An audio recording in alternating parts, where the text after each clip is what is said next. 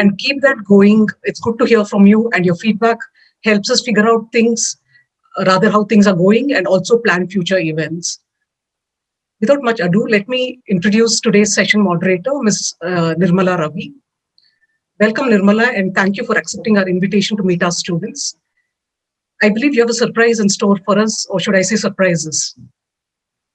Now, a little bit about Nirmala. While she will talk about her professional life, I'll tell you a bit about Nirmala, the person as I know her. She is one of the most multifaceted persons that I have known, and I've seen the fun-loving side of her. She lives every moment with a great deal of zest. She's also a great conversationalist, and there's never a dull moment when she's around. It can actually get a bit crazy. But then what's life without a slice of fun? Despite a hectic work life, Nirmala manages to take time out for Carnatic music, yoga, and meditation. And she pursues these with great seriousness. She seems to have mastered the feat of working and playing hard and smart. So students, I hope you all enjoy this session, and please feel free to ask your questions during the Q&A session. Now over to you, Nirmala. Thank you so much, Nandu. It's so nice to see you here in your official surroundings. And, just to say a few words about Nandu, or Nandini ma'am, as you all must be calling her. I've known Nandu for many years now, and she's a role model for aspiring students and her team members. She leads by example, and she's extremely hardworking and dedicated. And she has a natural ability to put people at ease. She's come a long way from her days at, I think, West End, if I'm not mistaken, where she worked in hotel management. She's got degrees in library management and a master's degree in education, if I'm not mistaken. And growing up in Bangalore, we share many wonderful memories. And you are all very lucky to have her in your midst. She's so well traveled, and she can guide you, give excellent guidance with her vast experience. I'm very glad to be here today, especially because it happens to be Engineers Day. I think you all know that we mark this day in India to celebrate and commemorate the life of Sri M. Vishweshwaraya, who's an engineering genius. And he applied concepts of basic physical sciences into an application-oriented real-world system for the benefit and comfort of mankind. And he did this through independent thinking, creative ideas, and, to top it all, problem-solving, solution-finding attitude. So let me congratulate you all for your chosen profession, engineering, which has existed from Stone Age to E-Age. And it stood the test of time. So that's it's a good day to be talking to you all. Coming to me, as Nandu introduced me, I'm Nirmala. People call me Nimi for short. I like to think of myself as a facilitator or communicator. Although by profession I happen to be an instructional designer. You may wonder what it is and who is this instructional designer.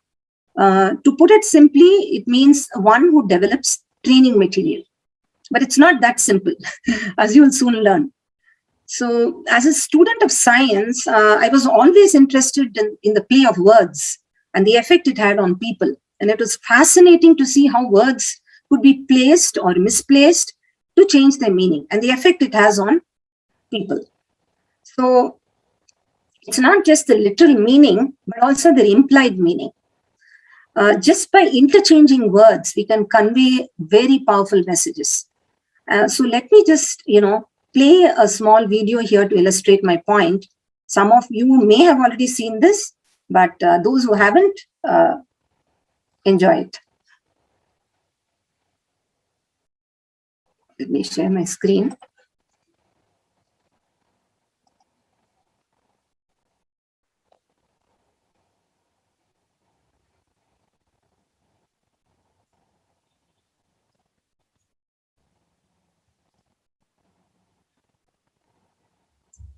Okay. Nandu, I'm not able to share my, it's a YouTube. So, let's try it for you. Ranjit, could you try, please? I'm not able to share the... Yes, ma'am. Okay, thank you so much.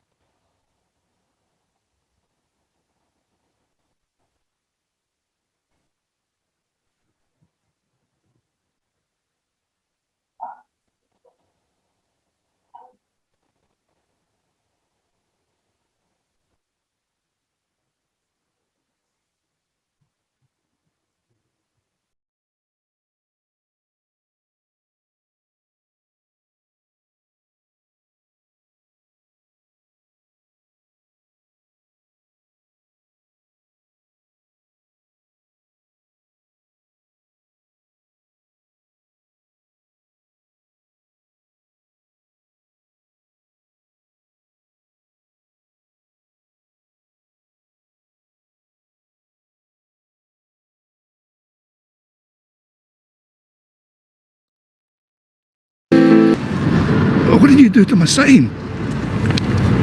I wrote the same, but in different words. Excellent.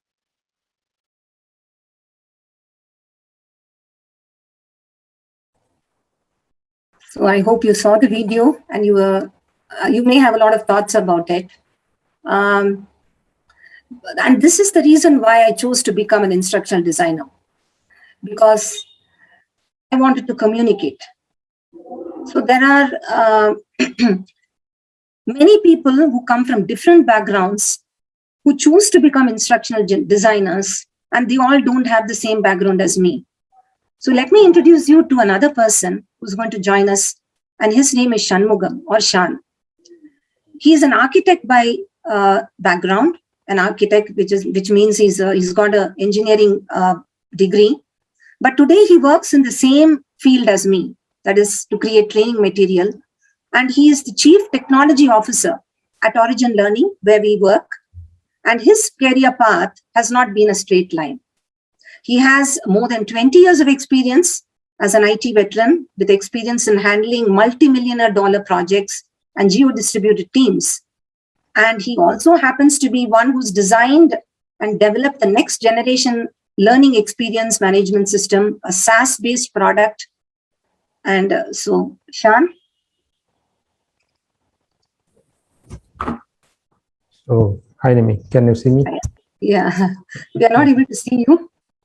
Okay, I'm on video. Yeah. Yeah. Hi, Shan. Thanks, Nimi. Thanks for that introduction. So, Shan, I wanted to ask you a question. Sure. So, what made you join this field? Okay. You're an architect. You come from a very different background. Yeah. Yeah. So, firstly, so for Saar University, thanks for having me in this session, and happy to see all the young faces in the video, because when we have official calls, it's always, people who are in different ages. So it's good to have young crowd for a change. So about me, I mean, it's a crazy career path that I have. So I finished architecture, and when during the school days itself, I wanted to be in electronics or computer. I like electronics, but being someone studied in a village up to my higher secondary, I studied in Tamil medium. So there's nobody to guide me or give me the right path, where to go, what to do. So I applied for computer science in my +2. After 10th, I myself filled the application form and gave it to the headmaster. The headmaster looked at me and said, you scored 400 plus. So you are supposed to become a doctor. So he himself changed me into biology group and put me back. And I can't, when the headmaster says there is no, you cannot say anything. So I studied in the biology group, maths group, but I still hope that, okay, I can move to electronics or computer. So after my +2, I wanted to join a diploma in electronics. So then what happened, they said, you have a good mark, but you need to pay 6,000 rupees. So I went to my father. He said, no 6,000 rupees and all, no, you do whatever you want. So finally, I myself found the college where they are taking students in without any cutoff. It's an engineering college, but no place in computer science. But they promised, you join this course, after some time, people will go to different college. When there is a vacancy, we will switch you. So I joined architecture. I don't know what architecture is. I joined. And I'm very poor at drawing. Even record notes, I used to give it to somebody and get it done. So that's how my drawing skills are.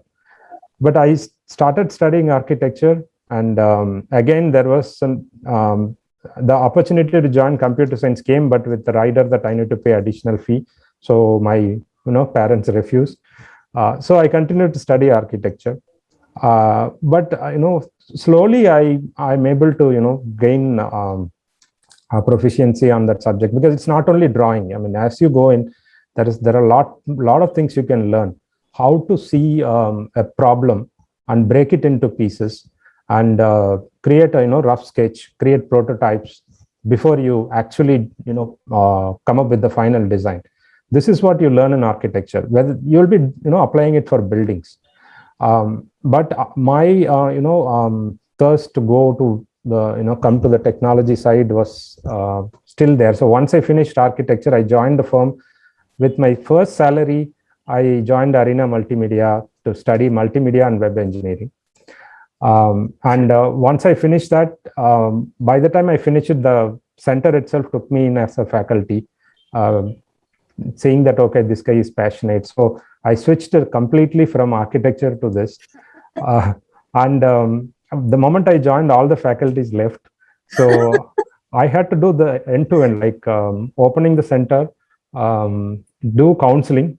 I mean, I can hardly speak one word in English, but I have to convince people who are walking in to join. So I had to do a sales job. So so it threw me into a lot of situations that I'm not used to.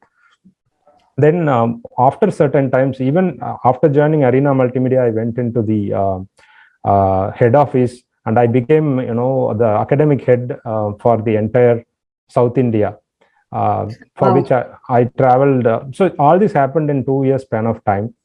But I know beyond that, there is no scope for technology there. That's when I wanted to switch to hardcore software. So it happened to be that I joined e-learning as a field, and it's a very niche field. Not many, you don't hear it like you go to a CTS or TCS, you don't hear the word e-learning very much. But nowadays it is gaining popularity because of Byju's, and there are a lot of products out there in the market. But when we joined, it's a very, very small area. But for me, it's computer, it's technology. So I kind of specialized in that. So after that, it's 20 years, So my passion towards technology is what is driving me. Even today, that is what it is. It's so fascinating that how a single line of code can save, 10,000 man hours.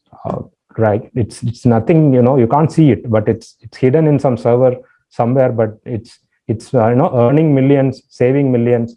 So that is what is fascinating me. Yeah. So, but can you tell me how your varied background helped you when you joined this? Okay. So my architecture background, I know I just left it at that point in time. Yeah. But when I work on a problem, I worked with engineers who have studied computer science, studied programming, were really, into it so they have a, 4 years head start than me. True. But my way of approaching it is always different. And when a new technology is put in front of me, saying that, hey, till yesterday you were working on this, from tomorrow you need to work on a different technology. That was not new to me, because every technology is something that I learned on my own. I never studied in college or anything. So even in the center I studied, I was the faculty at the end. So so till date, I don't want any tutor or anybody. I can learn any technology. And at some point in time, I was taking classes for a batch of IIT students. So that's how it happened. So all this is because of my knowledge I gained in architecture, where approaching a problem in a more structured way, create prototypes, and then give a solution that works for everybody. Till date, that is helping me. So maybe we should call our friend. We have one more guest who have joined. He's also, gained varying skill sets, and now using it in his day-to-day career.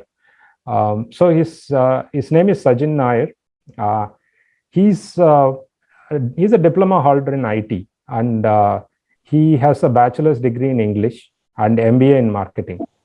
So he can speak 4 languages, fluently, English, Malayalam, Hindi, and Tamil. So he lived across India, Assam to Rajasthan, Delhi to Kerala. So he started with selling credit cards, but then now he's selling technology to US companies. Currently, he's handling marketing, PR, digital media for Origin. So he's well versed in Facebook, Instagram, and Twitter, and all that. He also, started a couple of startups. So including an online portal to deliver fruits and vegetables in Chennai, and a media company. Both failed, but valuable experience. Now he's heading marketing for us. So I'd like to introduce Sajin to you. So Sajin, you can tell us, because you're a diploma in IT, the bachelor course in English, marketing degree. So all these put together is what made you today, right? That creates a unique combination. So you can talk about that a bit. Sure. Thank you, Shan, for those kind words. It looked good when you actually said that. It sounded good. I didn't, but good. So first of all, thank you, Sai University, and thank you for giving me this opportunity and speaking to this tomorrow's leaders, right? So it's exciting to be among you. I think after my 10th, it was that 2000 time, that Y2K, and everybody was talking about technology and then the IT boom. Every day you would see a news of how somebody got a job in IT, and then that probably influenced me to get into diploma and then do a degree in diploma in IT. Though I wasn't very inclined to it. I mean, I was moved by the technology and what it can do in your everyday's life, right? But then at that point, I realized that I like the art. So, for example, I like reading. The symphony, right, of imagination and characters, and how that kind of inspires emotions, it motivates, influences people in their life, right? So from that perspective, I think I wanted to learn more about English as a language, understand more about the classic. We have all heard about, Shakespeare or, Wordsworth, or we have all heard about those characters, immortal, right? Characters that they have created.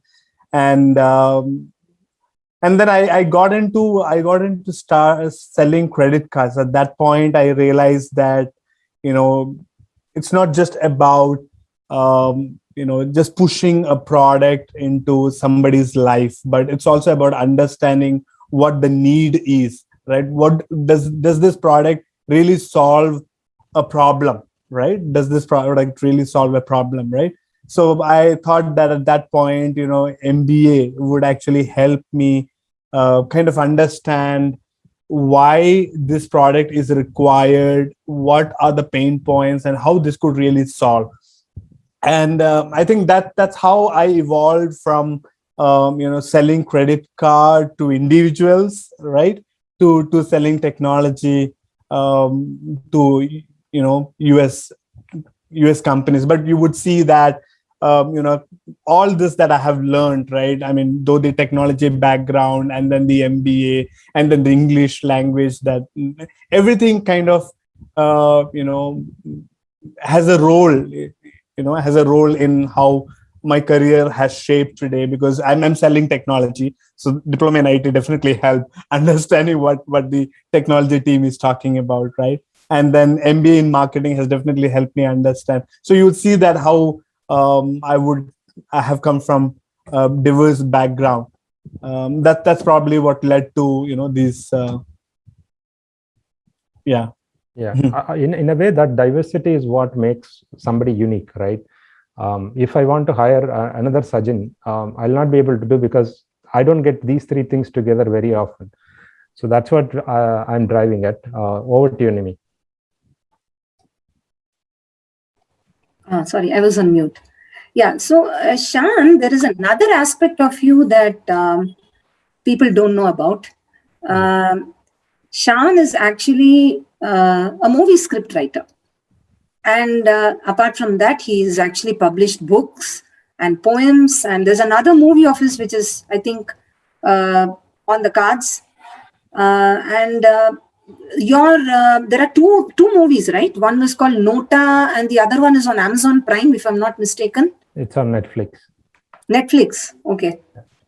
All right. So, I mean, architect to technology specialist to movie script writer. How did that happen? Okay, so I'm passionate about writing. As I was saying, somebody needs to draw record notes for me.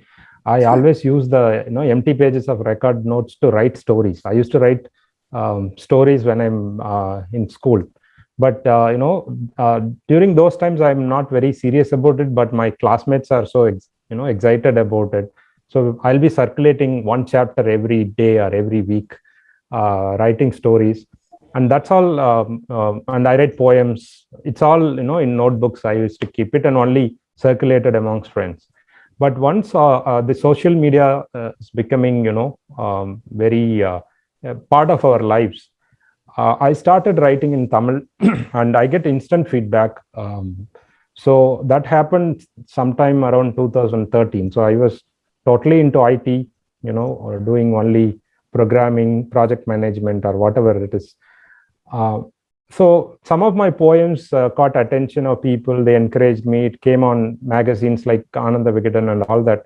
But I want to tell stories. So I started writing. I wanted to write a novel for a long time. I think so many people are having that dream. They want to write a novel, but it's very difficult to materialize that dream. But after I write poems, I started writing articles and all that. So I slowly trained myself for 2-3 years before I start my novel. That novel I wrote it when I was in US. I was on an on-site assignment, and after 5 o'clock, I don't have anything else to do. I had to go home, sit there. Our weekends, nothing to do because family is here, I'm there. So what I did, I thought, okay, in these 2 months, I will write the novel. So I wrote a novel. The novel title is Vettatam. It's a political thriller. And it became an instant success. And Anand Shankar, who's the director of Irumugan and Arimanambi, he approached me saying that I want to make it as a movie. I was not so serious. He came to the office, Origin office. He called me to the reception. He said he want to make it as a movie. I said, okay, go ahead. But I told him, if you want to make it as a movie, I want to work on the screenplay. He agreed to it. And then in 2 weeks' time, he got Vijay Deverakonda's call sheet and the producer, and everything happened. Probably I got lucky on that time. So the movie Nota happened in 2018. It was a 2018 release in both Tamil and Telugu. Then after that, many people started calling me. But I know, movie industry is not very stable, or I can't depend on it for my income, So I wanted to be a specialist who will go in for this, script doctoring, give only script related work. So multiple directors approached me. I work with some big names. So one of them is Sudha Kongra, who directed Irudi Chutru, and then she was working on Surare Potru when I met her. So Surare Potru script came to me. I did the script doctoring for that. During that time, she wanted to do a short for Netflix. The story that she had was very, very, pedestrian. So I gave her my honest feedback. Then she said, if you have a story, give it to me. So I wrote a story about a transgender in 2014, which I gave it to her, saying that because they wanted, it's all based on Hana killing. So I gave her this a different story, you read it. So she liked it and we worked on it. And again, it took 3 months for us to iron it out as a screenplay. So that is what is part of Pavakadaigal. The title is Thangam. Kalidas Jairam acted on it. I wrote the screenplay and the songs for that. So that became a big hit. I mean, it is an international success because I know I got calls from multiple people from that community, LGBTQ community. Okay, I didn't know this. Okay. Yeah. Then the Anand Shankar's next project, which is with Vishal and Arya, is titled Enemy, is going to be released in October. So I worked on the screenplay with them during the COVID period. So it is actually on the cards for the last 2 years because of all this COVID and all that. So that's the other side. And I published 8 books so far out, and 2 poetry collections, 2 novels. Third novel is ready to be published, and 3 article collections. And also, as a publisher, I published 5 books. So these are all something I did on the sidelines, apart from what I do on, inside the office. You lead a dual life, or I don't know whether it's dual or multiple life. Yeah. But what Yeah. inspires you to, come to work every day? As long as work is concerned, as I said, one is obviously, I need to earn, and all the, bills and loans that we have, that will motivate you anyways. But that's apart. That you can do any work, right? So I wanted to be associated with technology because it fascinates me. As I said, how it changed human lives is. So you're saying, how can I lead 2 lives today? Which is unimaginable, 20 years ago. Today, because in a laptop, I can have 2 browser sessions, and in one, I can have all my office, emails, chat, and everything. The another one, I can open my Google Docs and typing as and when I get time. Obviously, it requires a mindset to write and all that. I don't believe in all that. If you want to write, you will be able to write at any point in time.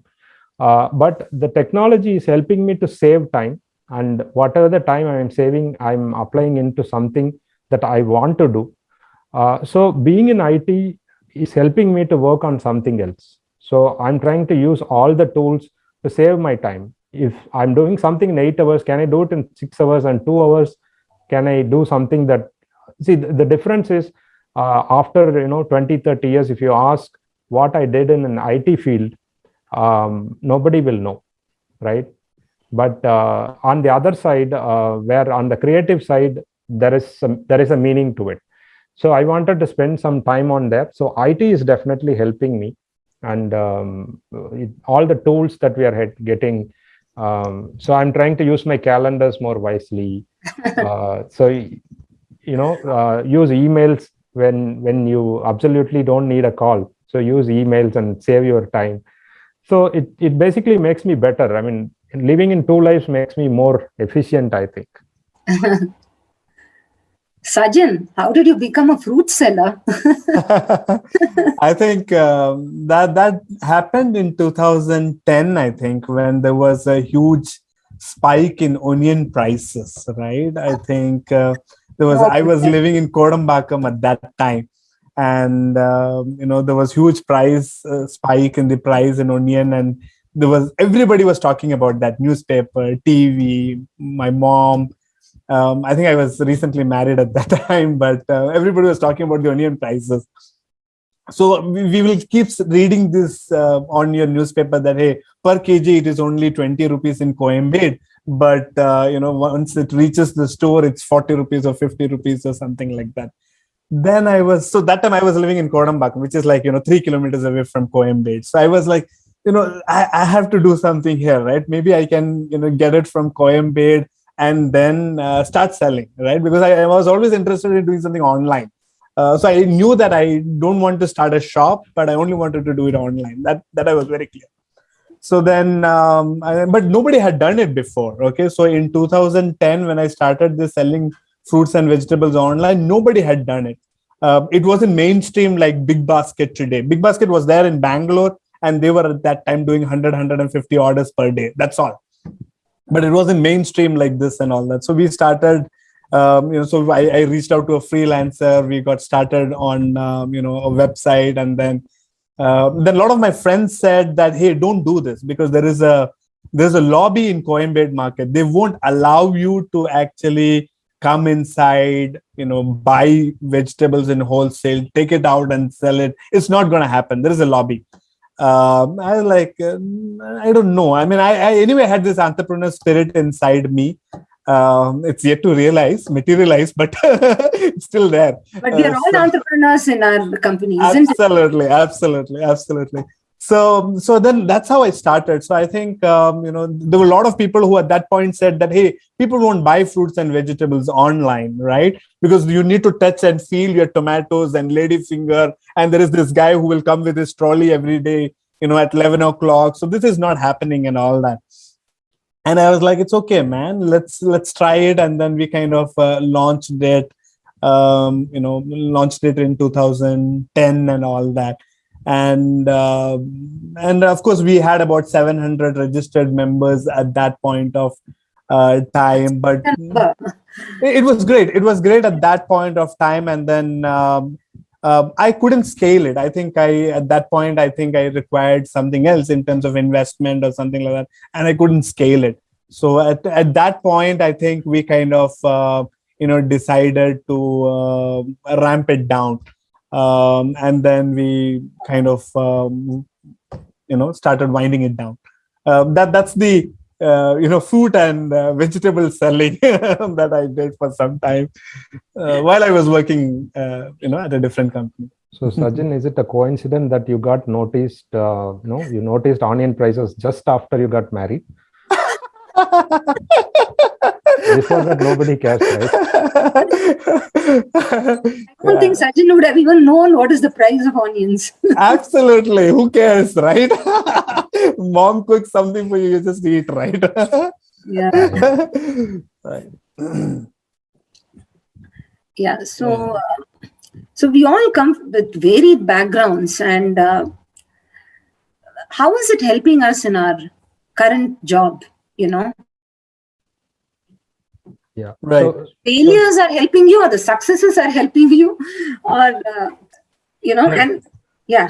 one of the things, I mean, from three of us, explaining our backgrounds and stories, none of us landed in a job that we are, doing today. And during that time, we never knew that we will reach this place. So, for the, the kids who are listening, don't take the first job too seriously, right? You will never know where you will end up. It's not always that you land in a big job, then you'll do well, or you land in a small job, you'll have a boring life. It's nothing like that. So every aspect gives you learning. Because for my story writing, I can do things that normal authors couldn't do. I can use a Google Doc. I can, edit, online. I can collaborate. I do a lot of stuff I do on my IT, and I brought them into this. And when I go and meet directors, big directors, I know how technologically they are challenged, and they keep calling me because I can, improve their systems. So I recommend them laptops that would, increase their productivity. So they get a lot of value out of my other job. So being, one way, see, there is no pros and cons. I mean, there are pros and cons to become an expert and, be very, very specific and specialize in one subject is one way of doing it, which is risky, if you ask me. Because other than certain fields like medical and, scientific research, maybe being a specialist for 20 years, 25 years doesn't make any sense. If you ask me, whatever the technology I learned in 2005, 2006 to do my job is totally not relevant today. Yeah. And it is always the opportunity that is in front of you, and the next 4-5 years, you make yourself fit for that, even after you join a job. So in my view, my, experience in various areas, at least prepared me for this mindset, saying that nothing is, permanent. I can't be a specialist and thinking that I'll be, able to survive because I'm a specialist. To give you an example, my grandfather knew exactly what my father will do for his entire life. right? Because he knew that he did agriculture, so he taught him how to do things, and how to prepare the land, cultivate, and all the technology or nuances around it. He taught him because he knew his son is going to do only that. Yeah. But what happened was he didn't do it completely, but though there is some stability. In 40 years ago, you become a mechanical engineer, you will retire as a mechanical engineer. You know it for sure. But today, as a parent, I definitely don't know what to tell my kids to go and study, because I don't know what will happen 15 years from now. So the only thing I can tell them is be ready for change, be ready to learn anything. Yes. So that's the only thing I can show them, that this is the only thing I did, that you can take as an example.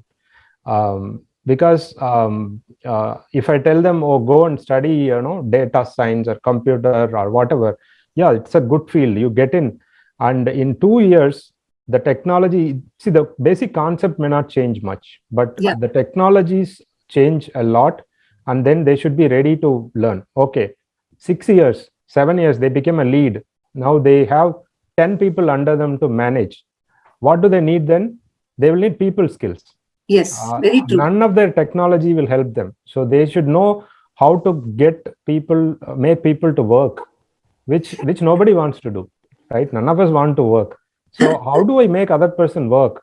That was the biggest challenge for me, despite all the technologies I knew. So you have to know human psychology. Correct. Right? And you have to know how to communicate and be a good lead. And then my boss will say, hey, finish it before Sunday.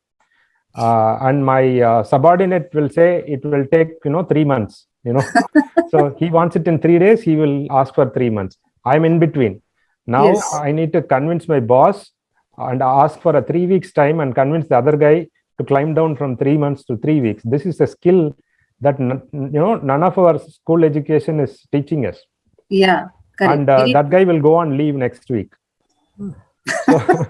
So what I'm saying is, all these things will be thrown in front of you constantly in your life, and you need to know that these things will come in front of me, and I need to learn. As much as you learn these, especially the people skills, I'm saying you can use it anywhere. So I think, Shan, the best career paths it's never a straight line, right? It's not a ladder that you can climb and reach. I mean, 100 years ago, they created this career ladder, right, to motivate people. But today, it's not recognizable at all. Because, Absolutely. I mean, 50% of the skills that we have right now, it will not be relevant a few years down the line. Yeah, I know. Right? Simple example. IIT is what is, everybody wants to go to IIT, right? Everybody wants to, a lot of people. So for 2,000 seats, 2 million people are, fighting. But whoever is passing IIT, they go and join financial, consulting companies, and they do stock analysis. They're not doing engineering. They're not doing anything that is related to what they study. Even IITians jump jobs immediately after they finish their course. So it is not that, what college, gives you is the ability to, get into certain field. Beyond that, you need to be watchful. You need to move around, and you can have a straight line. It is possible, but in my view, that is a bit riskier. Maybe that's what my experience is. Maybe in a medical kind of a profession, where the more patients do you see, you become more experienced. You will be able to diagnose better. There you can have a very straightforward career path. Even teachers, right? Pre-COVID, the skill sets required for teachers are different. The moment COVID comes, they have to learn a lot of things, the tools that they never heard of. So in my view, this is going to be the constant. Every 2 years, you have to reinvent yourself into a totally different, version of you, for you to continue surviving. And you should enjoy that process. Otherwise, it will become frustrating. So that's why I keep repeating this. Yeah. It says, I mean, there's a sign at Microsoft which says, come as you are and do what you love. So you come as with your set of skills, but at the end of the day, if you want to survive and sustain in any job, you have to love what you do, right? So with that, we will end our session and we open the floor for questions.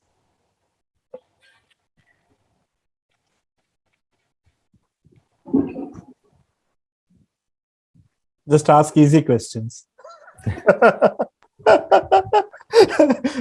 Hi, sir. Hi, ma'am. Multiple choice.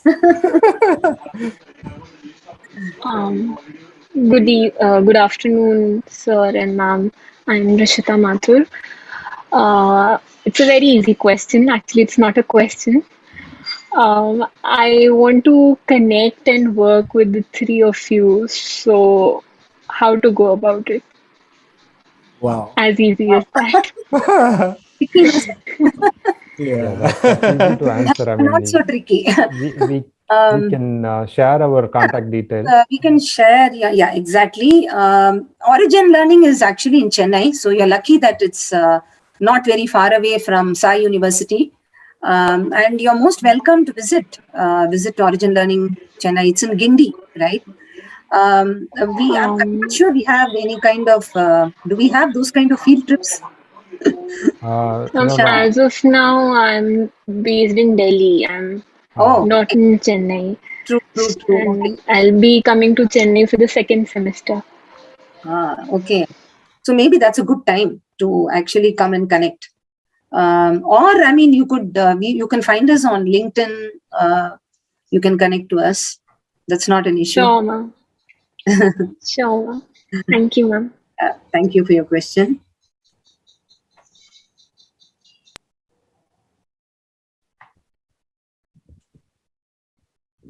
Anyone else?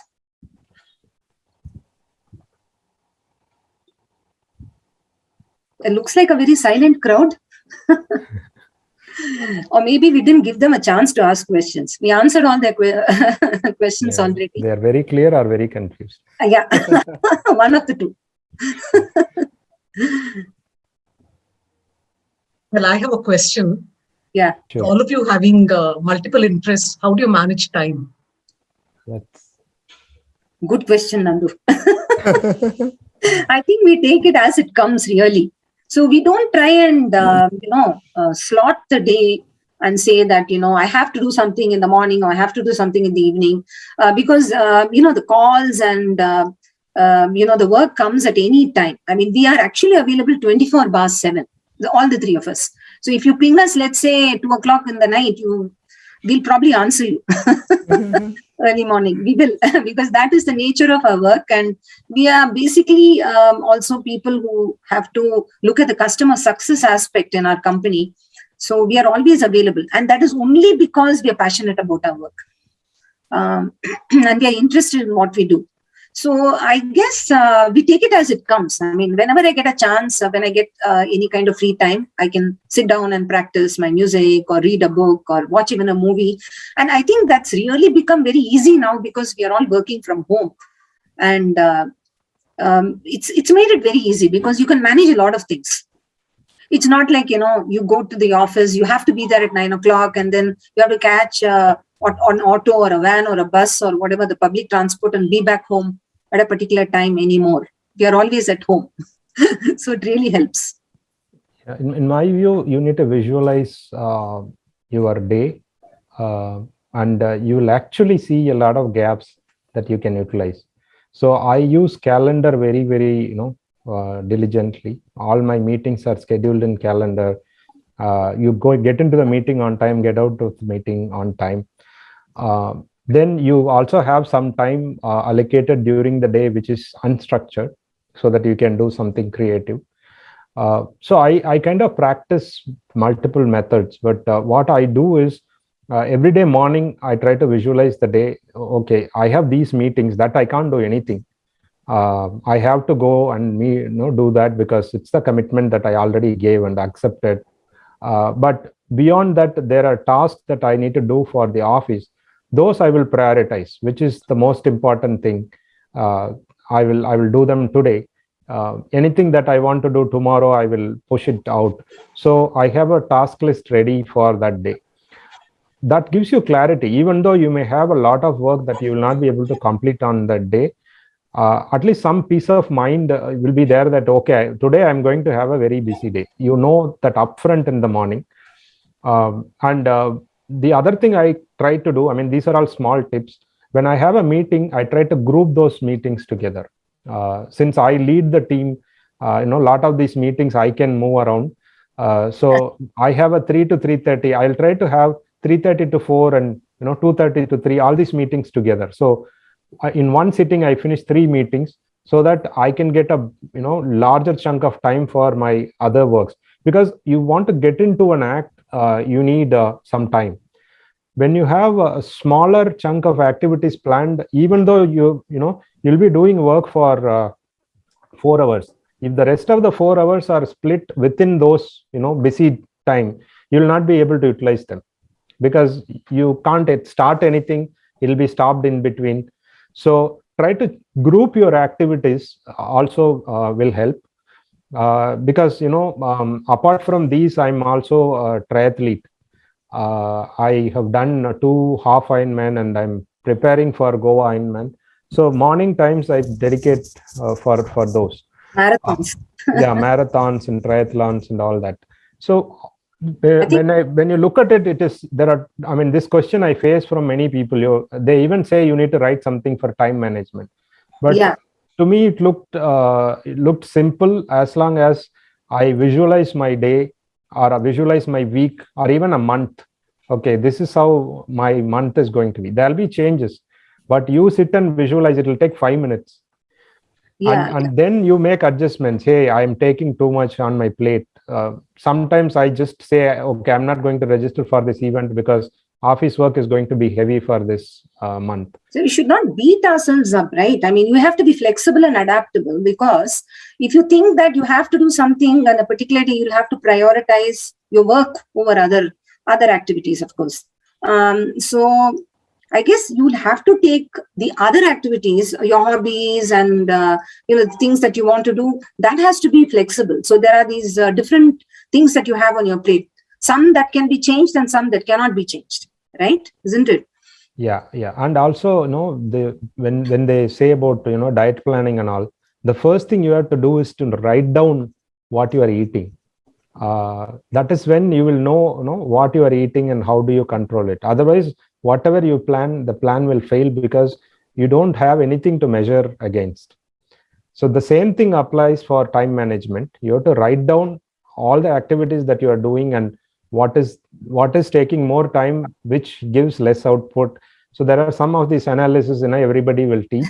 But the other thing is, it is not you can't achieve it in 3 months or 6 months time. It's a practice that you need to carry on for 2-3 years. Then it will become easier for you. When others ask, you will not know how to answer. Yeah, that is true. Yeah, I think Veda has a question, right? Veda Iyer? Yes, hi, I'm Veda, and Hi, Veda. so a very impressive profile. My question is to all of you, actually. So you mentioned, I remember Shanmugam sir saying that he did an architecture degree, and then many of your stages, I felt like you said that when you started your architecture degree, you didn't even know what architecture was. So in today's world, wouldn't that be a big disadvantage, doing degrees that are degrees that you don't really want to pursue? Like for example, just what I'm saying is that you definitely get some advantages and experience from what you do, but what are the disadvantages that you have faced by doing a degree that you do not really want? Yeah. So one is today's world, the information available it's totally different. I mean, the kids are well informed and they are well prepared for what they are getting into, and they can even they are very, very clear compared to what we used to be. At that point in time, we want to go to a college, and whatever was available, I picked it up. Hindsight, if I look at it now, that was not a very good decision. If I've done an engineering degree and related to computers, I would have had a 4 years head start. So what I'm trying to convey is, even if you're doing something that is against your wish, you should be able to come back to where you are in, because IT companies are not saying that we don't hire people from other disciplines. So that's why I could survive. But if I do the same thing today, I may have a lot of problems. So I'm not advising you to do it, but when you are stuck into such a situation, don't give up hope. That is what I'm trying to say. Yeah. Secondly, the challenges I faced were, I have to prove myself every single time, because you have a degree and you are from that background. 50% of your work is saved in terms of, okay, this guy has studied that subject, so he knows. But for me, I will start from zero, right? I have to prove that I know the stuff and I'm an expert also, so give me the job. So that's the challenge I always have, and I will continue to have even today, right?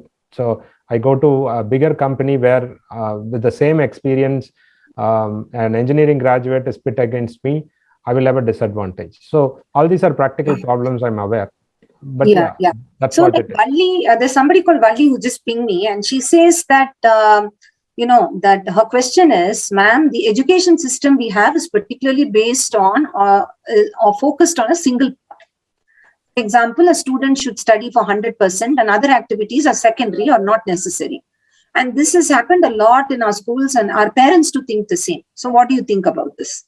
So to answer your question, we all have been in this situation, Valli. It's not just you. We all grew up in a system where, our parents thought that we should, like, I gave up a very promising, shall we say, career in railways. I got into that and I gave it up. I think it's conviction.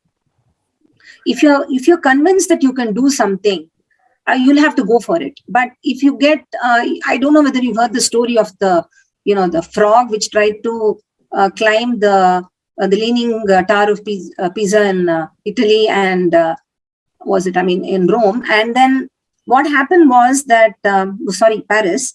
And the question is, how did, there was a whole group of frogs, but just one frog managed to make it up. So why did that happen? It happened because, I'll give you the answer, because I'm not sure who's going to answer this question. Or is somebody willing to answer that question if you know the answer? Can you repeat the question? Yeah, the question is that there are a group of frogs and they are all trying to climb the Leaning Tower of Pisa, and they find that all the frogs fail, but just one frog happens to make it. Why? And one frog He climbed the stairs. Yeah, pardon me? The frog was deaf. Yeah, the frog was deaf. I think everybody knows the answer to that, right? That's because if you're convinced and you have conviction, then you're going to follow your dream, right? So yes, there will be people, naysayers, who will say that you can't do this, or or you're not allowed to do something in your school or school system or your college system. But then if you look at what Shan did, it was after he finished his engineering that he was able to follow his passion or his hobby. So don't get limited by your school or your college or your, what you have to do or what your parents say or friends or peers, your peers are telling you to do. I think you have to follow your heart. And it's all right to fall down and make mistakes, get up again, dust your knees and get going, because that's what life is all about. Life is not limited, right? You can't say that today I didn't do something, I can't do something, so I can't do it tomorrow. Right? So it's perseverance that helps. Okay. Yeah. So the next question, I think we have Rishita Mathur. There's also Jugal. Yes, ma'am. Yeah.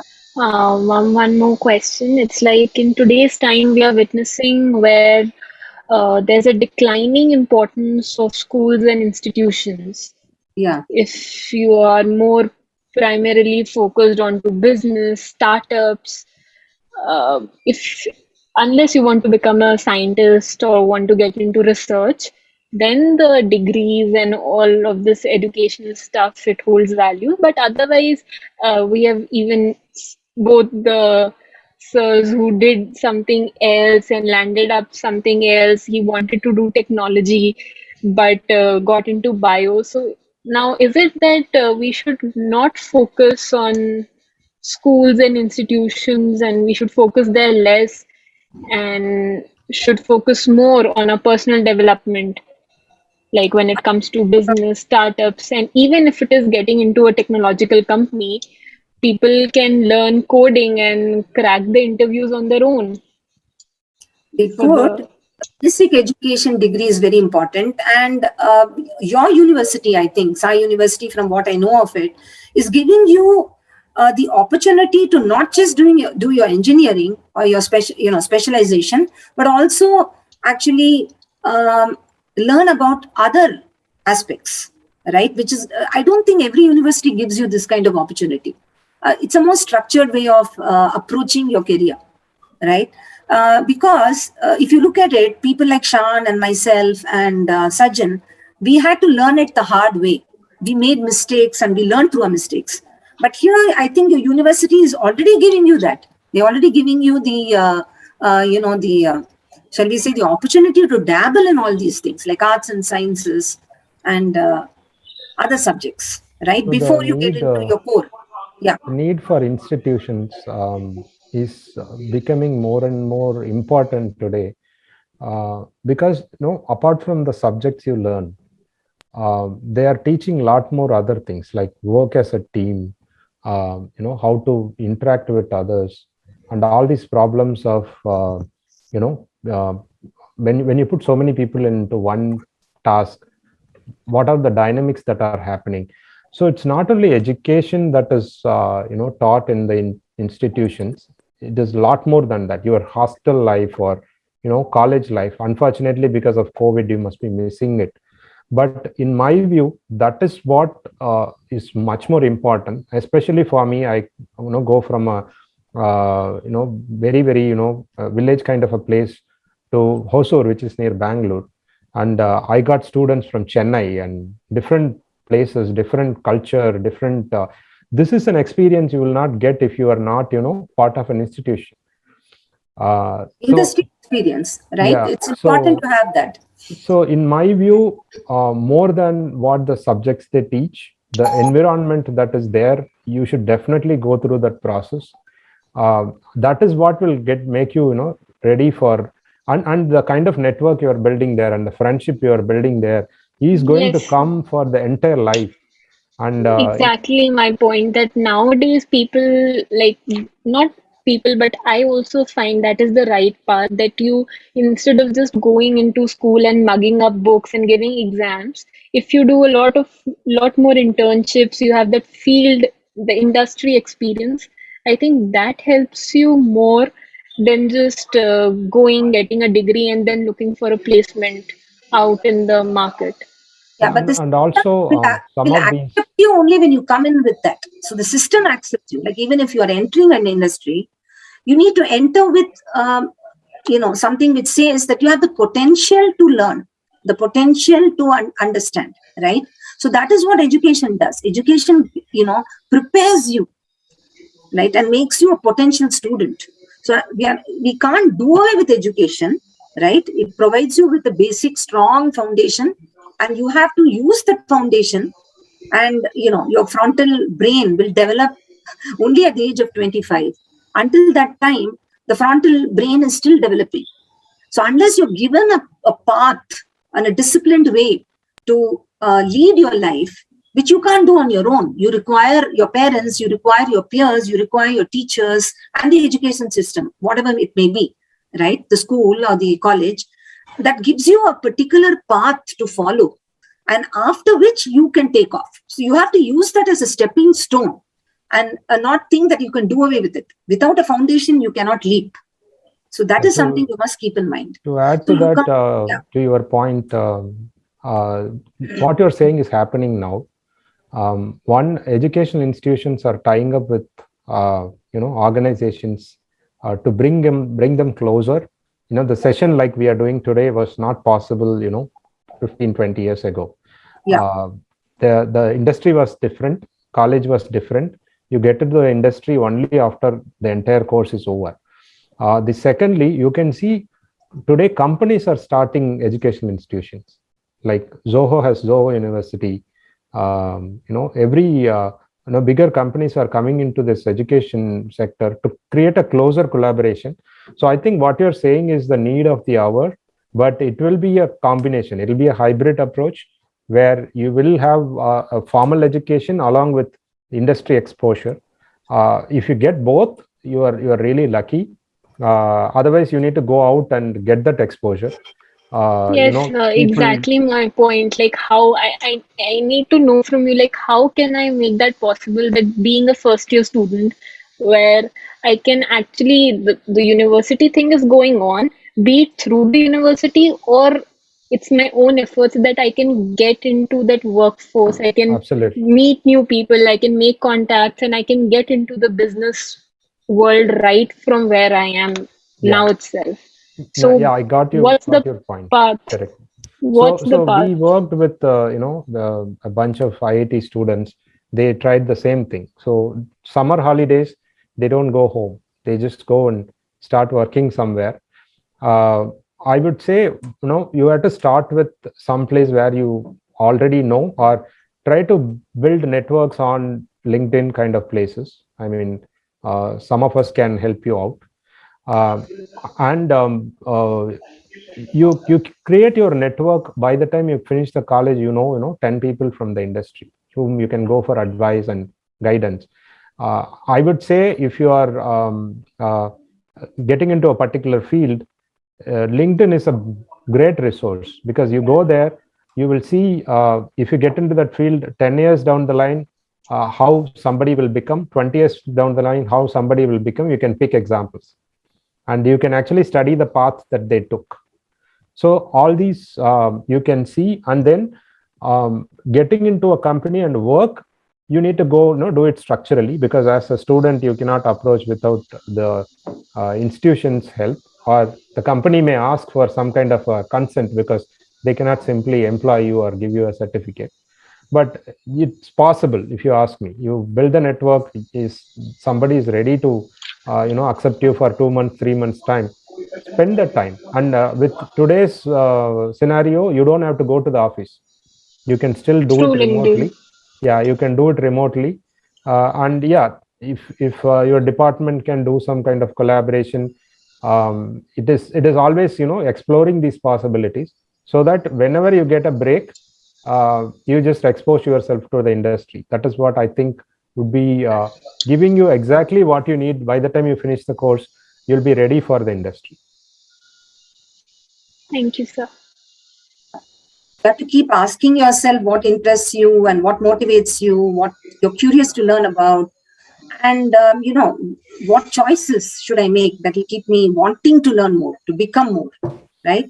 So spot your skills that will be useful for your future, and give yourself the permission to explore, right? And there are people around you who will support you, especially I think at Sai University, right? So the curriculum of your life is in your hands. You can curate it, you can create it. So, and with that, I would like to, I guess, come to the end. We are coming to the end of this conversation. And I would like to thank Sai University and everybody who made it possible. We want to wish all of you all the very best. This is the first year. You have many more years ahead of you. You're all very welcome to come and visit us at Origin Learning Chennai. Thank you so much. Thank you. Well, Nini, I'm sure our students are looking forward to visiting your office when they are here in January for the second semester. The first semester is going to be virtual, and I'm sure you will also accept our arts and sciences students, because I'm sure when you recruit for your projects, it's not just people with technical knowledge and skills that you're looking for, right? Very true. Others also. Yeah. So They come from all backgrounds, BCom students, arts and science, engineers, you name it. right. Okay. So Neha, over to you. Hi, Nirmala, Shanmuga, and Sajjan. It was such a wonderful session.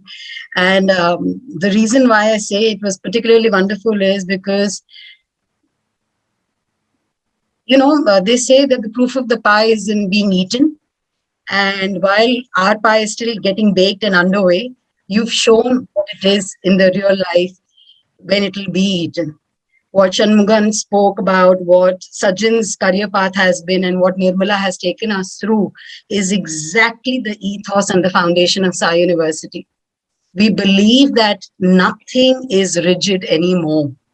And to have people who are industry experts who've been in the market for decades, now have gone through the grind and understand and talk about small nuggets of information like, my boss just told me now you got to do it, and this man is ready to quit, and how do I do it? I got to think on my feet. How can I change? How can I negotiate? I'm an engineer, but I want to do writing and I want to do this, is exactly the life of any person today. And it'll keep growing manifold in that. And thank you so much to the three of you for reinstating it, for making, for showing that this is possible. And I'm sure all of our students somewhere down the line have seen that, yes, life is not only about a BCom or a B.Ed or a B.Tech or, what have you. It's all about, it's not black or it's not white. It's the gray where the magic happens. And that's where the undergraduate education is. And once more, reiterating what you and Nandini just spoke, thank you so much for offering and extending your origin learning to our students already. They'll be delighted to be there and to have a place which welcomes students from computing and data science and from arts and sciences, or maybe law or whatever it is. It'll be wonderful. It'll be a wonderful ecosystem for our students. Thank you. Thank you so much, all of you. On behalf of Sai, we are totally thrilled that you all came and shared so much of your lives with us. And our students, I'm sure, will want more more engagements with you all. And Nandini and our different offices will be in touch. So thank you so much. Thank you. Thank you. Thanks a lot. Have a great day. Yes. Bye, everybody. All right. Bye-bye. Sean, sir, can you actually do me a favor? I'm kind of interested in modeling, so for your next movie, probably recommend me or something. Sure, I'm 6'2". I have a decent build. I might actually even try for modeling. Sure. I can, appreciate that, forward the profile, but because I don't meet anybody other than the director. So yes, sir. So you can just talk to one small role, it might boost it. sure. That's networking for you. He's Yes, already exactly. reaching out. It's already started. Same for me, sir. Same for me. So yeah, we'll make a movie at Sai University then. Yes, sir. Definitely. All right. Thank you. Thank you, guys. Bye. Thank you so You're all much. fun. Yeah, thanks for the Thank you. opportunity. Thank you, sir. Thank you. ma'am. Thank you. Have a great day. Have a Thank great you. career. You all too. Thank you. Students, Thank you you, know that there is another webinar coming up at 5 Yes, p.m. ma'am. today. And there is a very, very exciting and a different kind of a session tomorrow, which you all heard a little bit about screenplay. The word screenplay was something that Shanmugam really spoke about. So tomorrow you have a session on that. Please join in. If there is any feedback, feel free to write to admission. Some of you have already done that, and you don't know how exciting it is for us, because then we know we're doing something right. There is scope of improvement. We're doing something wrong. There is scope of improvement. So we know exactly what you want. So keep the talks going on. It'll be great. And Jugal, I'm sure Shanmuga is looking out for you already. He must be thinking in his head, he must be visualizing it, that one day he'll get to a 6'2" kind of a model who's young, dashing. My aim 6'4". I'll get there. I'll be 6'4" in a year or something. All right, guys. Power of Enjoy your evening. See you all soon. conviction. Just believe in yourself. Thank you, Nirmala. Thank you, so guys. much. Yeah. Thank you so much. Bye. Thank you. Thank you. Thank you, Shanmuga. Thank you, Sajjan. Thank you.